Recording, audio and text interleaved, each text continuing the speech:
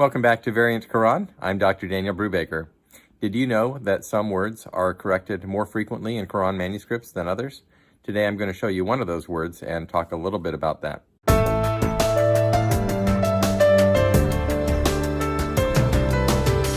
Well, it is we just passed the 4th of July weekend here in the United States, and middle of summer. Of course, a lot of people are doing other things, but I wanted to make a little bit of a comment and a tie-in because there's so much happening in the world today with the virus and with other things. In this country, we have elections coming up and various types of social unrest relating to issues in our country, including surrounding race and other things.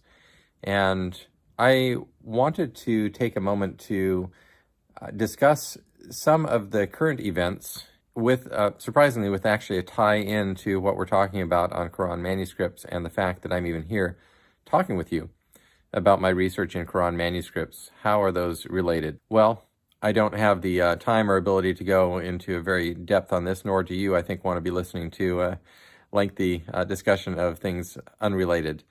But I did want to make a comment about the founding of this nation, the United States. And by now we have a history as the United States of America that has impacted the world in many ways, some good, some not so good, but I think on the balance, mostly good, particularly when it comes to the area of ideas and principles. And one of the remarkable things, of course, we all know that the United States was founded at a time when slavery was existing here in this country. And we all know that slavery was not abolished at the time of the founding of the United States, but that it took 89 years and about 89 and a half years from the promise that was made in the Declaration of Independence until the fulfillment of that promise, partial fulfillment of that promise, with the passage and signing of the 13th Amendment to the United States Constitution, which did away with involuntary servitude in this country. But the fact of the matter is that slavery was a pre-existing condition at the time of our founding. And it is something that stood against the principles that were affirmed in the Declaration of Independence, which said, "We hold these truths to be self-evident, that all men," and in the language of the time that meant all people, "are created equal and endowed by their Creator with certain unalienable rights, that among these are life, liberty, and the pursuit of happiness." That statement, the very foundation of the United States, upon which everything else was built, of course, plainly for the world to see, was incompatible with the institution of slavery.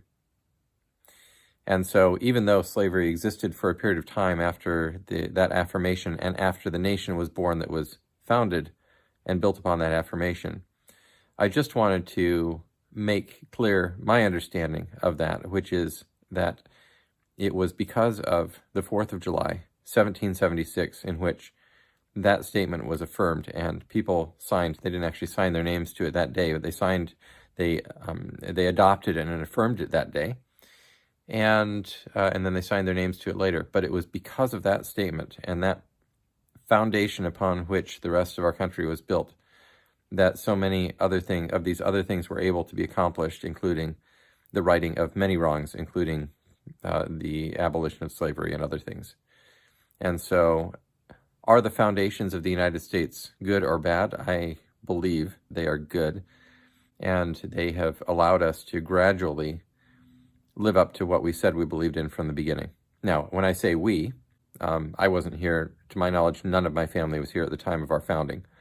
My mom's family came with my great-grandparents from Norway. My dad's family came from other places, and so I don't have a heritage that I know of that I can trace back to the founders. But I, like so many other Americans today, came to this country and inherited not an ethnic heritage, none of us did, but a heritage of all kinds of people from all kinds of backgrounds, standing together and affirming together certain principles, among them the equality of all people before the law and self-governance, that we affirm in this country that government is the servant of the people and not vice versa. And that's a really big one too. We should spend some more time talking about this. But I am thankful, as I think all Americans should be. I would humbly submit that. And I think the world actually should be thankful for what happened on the 4th of July, 1776. It was a turning point that led eventually to many other good things. So why am I mentioning that in in a video about Qur'an manuscripts and corrections in early Qur'an manuscripts and so forth? Well, if you notice, the statement there said that there are certain unalienable rights, and that they are unalienable because they come from God. Because they're God-given rights, therefore only God would have the prerogative to take those rights away. It may seem like a meaningless difference, but I think that the distinction is really important. Do rights come from government, or do they come from God? Rights that come from government can be taken away by government, and rights that come from God can only be taken away by God, can only legitimately be taken away by God.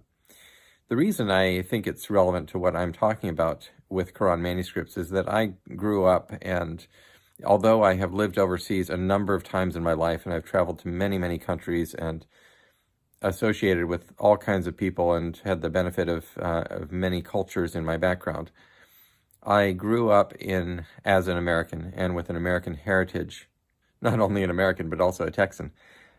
And along with this comes a certain way of thinking about the world and understanding that rights come from God, and that there's a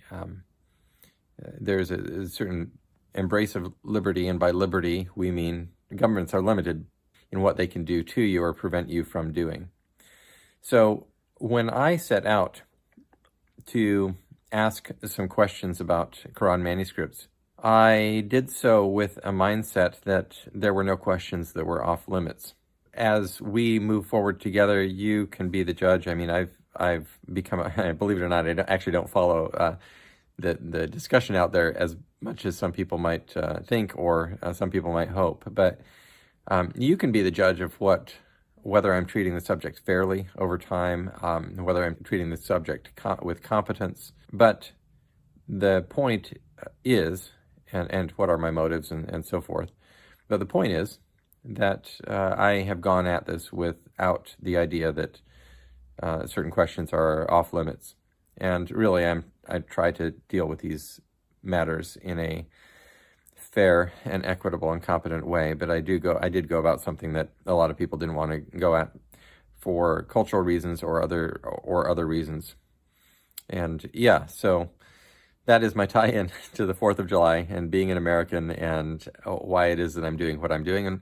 And the heritage, by the way, that openness to exploring the world and doing so freely is something that is not just, I think it's an American set of principles, and that rights come from God, but not really. They were just affirmed in the United States in a political document, I believe, for the first time in that way in human history.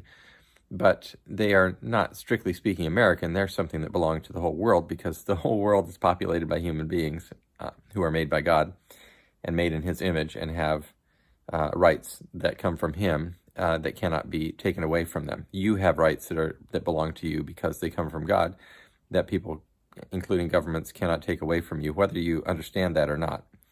I think that the fact that we can have these discussions openly, that we can speak freely, and the freedom of speech is one of these foundational amendments that came very early on, but it was agreed to at the time of the adoption of the United States Constitution, even though the first amendments did not actually get adopted until later. They had been previously agreed to.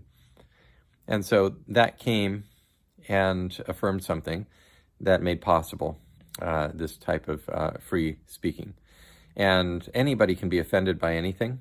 I don't set out in any of the things that I do to be offensive, but actually it wouldn't matter if I did or didn't, because we can't control, none of us have control over what it is that we do that offends someone else. I could be offended by the fact that you're wearing a blue shirt today. I could be offended by anything, really, literally. And if we were to live this life in a way that prevented others from doing anything that offended us, then nobody, literally, in this world would be able to do or say anything. And so if there is a right to free speech, if there's a right to follow one's conscience, then there can be no right to not be offended. You can have one or the other, but you can't have both. So that to say, my friends, all of you, my friends, even people who may come from a very different starting point than I do, I consider you my friends if you're here watching this, and I'm glad that you're here. I am trying to explore these things in good faith, and as a person who is alive right now in this world alongside you who are alive in this world, and we're having a conversation. So let's get to it. I'm going to show you today a word that has been frequently corrected in Qur'an manuscripts. Not terribly frequently, but I have, as I've surveyed corrections, I've tried to take note of certain patterns or repetitions, and some words are not as frequently corrected as others. So here we go. I'm going to switch over now to the slides, and we'll have a quick discussion, and then I'll sign off at the end. So here we are. The word is the three letters that you see represented here, Ra, Zay, Kaf. These go together to make the noun rizq, which means a provision or a sustenance, and it has other forms that it takes, as the three-letter roots in Arabic, like other Semitic languages, can make verbs, nouns, and other words, depending on how they're combined, how the vowels are applied, and so forth. The root occurs 116 times in the Quran. And before I go into the manuscripts to show you the corrections, I want to give you a little bit of a background of the occurrences of this root in the Quran. So here are some examples. It does exist in the Quran almost entirely referring to provision coming from Allah. So here are some ways that it does so. In 30:40, it refers to Allah's provision for life. It refers in these several other verses to Allah's provision for the needs of all people by making the earth a couch, the sky a canopy, and bringing down rain to water fruit-bearing trees. It refers in a couple of verses to Allah providing for the needs of animals. It refers to Allah's provision in the future in the gardens of Eden, and that is plural in the Quran. It refers to Allah's provision for the people of Israel when Moses struck the rock in the desert, and of the manna and quails that Moses to Moses and the people of Israel in the desert, of Allah's provision of those things. And it refers to Allah's provision to Shu'aib, another Quranic prophet. It refers to Allah's provision to Mary when she was pregnant with Isa. Isa is the Islamic form of the Arabic word Yasu'a, referring to Jesus, and the Quran means to refer to Jesus when it says Isa, and in response to Isa's request for a table spread with food as a sign in another verse. It refers to the good things that Allah provides to His servants generally in several verses, particularly when they're weak and helpless, that they may give thanks to Him in verse 826, favoring some over others, giving generously to those whom He pleases, and sparingly to others. And you can see the other ways that it refers to things that Allah provides. And I can leave these. Of course, you can pause the video and look at these things. I don't think I need to read through every single one. But the main point is that it usually refers to, as you can see, things that Allah is providing. Provision for the wives of the Prophet who obey Him and do the righteous deed. Allah enlarges or restricts His provisions as He pleases in a number of verses. His command or authority over the way that He provides. Allah removes His provision from those who denied His blessings. His provision is better and more lasting than presumably those of anybody else. Of course, Allah is said to be the best provider, and the type of provision that Allah provides is of a nature that it would be impossible for anybody whom people would worship aside from Allah to give. There are a few instances of this root referring to provision from one person to another, and I'm just listing them here. And this is about it for the existence of that root in the Quran.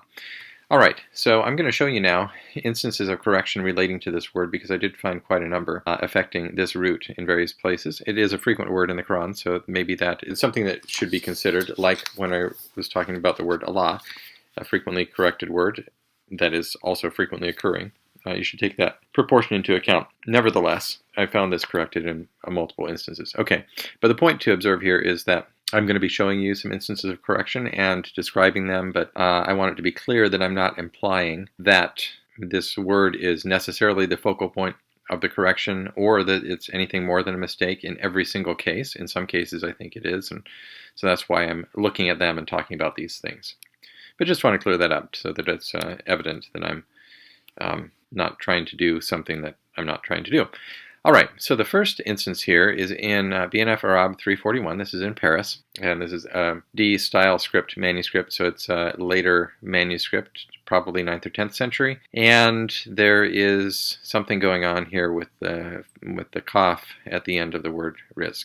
And you can see the corrected area here.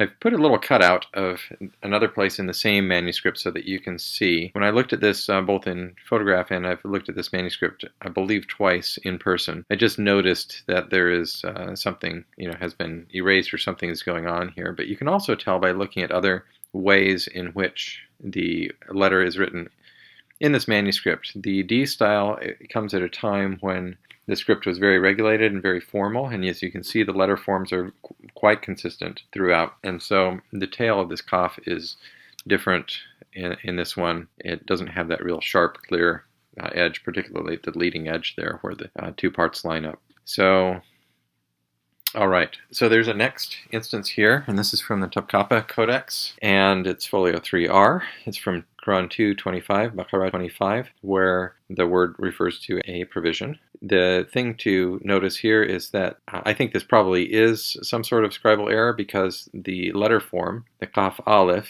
is repeated from the word rizqan and the word kalu. Both of those, rizqan ends with the kaf aleph and kalu begins with the kaf aleph. So there were supposed to be two, only one was written. Which one does it refer to? We don't really know, and I don't think this would make sense without that. All right, so the next one here is from Marcel 8. This is in St. Petersburg. I looked at this manuscript in person, and then I have a photograph here of it from the National Library for you. There's a large portion of corrected text here, but I have highlighted initially the word razaqnakum, eat of the good things that we have provided you. So that we have provided you is the part that I'm referring to relating to rizq. However, that's just the last little portion of the corrected part here, and so the corrected portion stretches across the line above and continues onto this line with this word being the last word corrected. So I don't know if this word has anything in particular to do with the reason for this correction. It may well not, but it is there. It is part of this correction. And the other interesting thing to notice that I'm just going to point out to you here is that this looks like it has been corrected twice. The final aleph of kulu, eat, you all eat, the plural of you should eat, eating from the goodness of that which we have provided for you. That final aleph there out in the margin appears to be written not by the person who originally corrected this manuscript. And I think you can probably see it by the form it has there. Right, so we're moving on now to our third example from this word, and this is from NLR Marcel 5. By the way, the one that I just showed you was an earlier manuscript, probably 8th century. This is Marcel 5. This is also a rather early manuscript, and this one is a correction of the word rizq that I'm going to show you exactly what has gone on here. I don't think that the word rizq itself, I believe clearly it did exist here in the manuscript as it was first written. What did not exist is the word prior to it, so I'm going to show you that here in a moment. So you can see that what was the original middle letter of this word has been left in place, and you can also actually see that right at the tip of the arrow there, the dot above it appears to have been erased. And there's a new little z that has been introduced there and written by the new scribe. The word lakum, which was originally omitted at time of first writing here, has been added in after having erased the final noon, which was rewritten closer to the wow of the previous word. And so the net effect is that the word for you, lakum, has been added in there where it was not written at first. So the verse as it reads today, as it reads in the Haf's text, is there is no provision for you with those whom you serve apart from Allah. And as first written, this page would have said, there is no provision with those whom you serve apart from Allah. All right, so here's the next instance, and in this case, this is from MIA 2014-491, which is also located in the Museum of Islamic Art in Doha. My thanks to the museum for allowing me amazing access to photograph all these manuscripts back in 2015. In this portion of the page that I'm showing you, once again I have placed in a box the word that contains the root that we're talking about. And in this case it takes the form razaqnahum. We provided them, or we provided to them. And as you can see, it's an overwriting of an erased portion. And it's part of an erased portion. So the next, almost the entire line here has been erased and overwritten. So you can see the entire correction here. And the portion that has been overwritten is wamima razaqnahum yunfikun, and who spend from that which we provided for them, or provided to them. So, and as you can also see, compared to the text above and below, this correction is stretched out a little bit, which tells me that this originally contained something else, or some more text than is now written there. So we don't know. I don't know immediately from looking at this what that was, and I'd have to check my notes to see if I ever was able to discern that in the past, but that's the situation here, and this is, once again, is a correction that involves that root that we're talking about. Okay, here is the next one, and this is from the Sana Mus'haf al-Sharif. This one, by the way, is located in Sana, but it's not the Sana palimpsest, so there has been some confusion in the comments on previous videos about people thought that I was referencing the Sana palimpsest. There are many manuscripts in Sana, and this is not that one. It is, however, a fairly early Qur'an. And we'll talk about these codices further in other videos. I don't need to go too much detail about it right now, but there's quite a bit comment that has been made upon it. But the point here is that, once again, I'm showing you a place where there is a word involving the root, ra, ze, kaf, and in this case, it is from 826. And you can see it here. Now it's the last word, or what, I'm not sure if that min that follows it is part of the correction or not from looking at it at this moment. But it is clearly the latter part of this correction, and you can see that the correction actually begins toward the end of the former line. And the overwriting is written in a smaller text. It's kind of bunched in, so in contrast to the one that I just showed you previously, this one has been bunched in. So what was first written here was shorter than what is now written here, which contains more text. So that is one. Now, whether the razaqakum is one of the reasons, motivating factors for this correction, we don't know. But the interesting thing is that it's here, and then the next one is from the same codex. It is the word rizkin. In this case, that's the form that this root takes, and it's from 5157. I do not desire provision from them. Ma uridu minhum min rizkin. And so I think that what's going on in this second case is that the word min was originally left out because of the spacing. I think the second letter, the zay there, is original. And I think that what happened is the initial ra was erased and then written again over to the left a little bit in order to make room for the word min. So min rizkin instead of minhum rizkin, and whether that's viable or not is read in that particular in that exact way is not something that we need to deal with here. But I think the mechanics of it looks to me like that is what has happened in this case. So there we have, in the same codex, you have two corrections involving this root.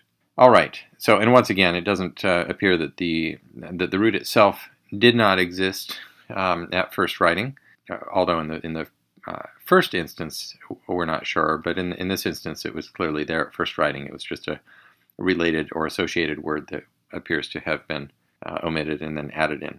Okay, so here's the next one. We're looking at BNF Aram 340, 14R. This is in Paris, and once again this is 30. This is Qur'an 30, verse 40, and the entire corrected portion is, the verse reads, Allah is He who created you, plural, and then gave you plural sustenance. Okay, that's razaqakum, who gave you sustenance. Yeah, it's pretty clear that this is the last part of this correction.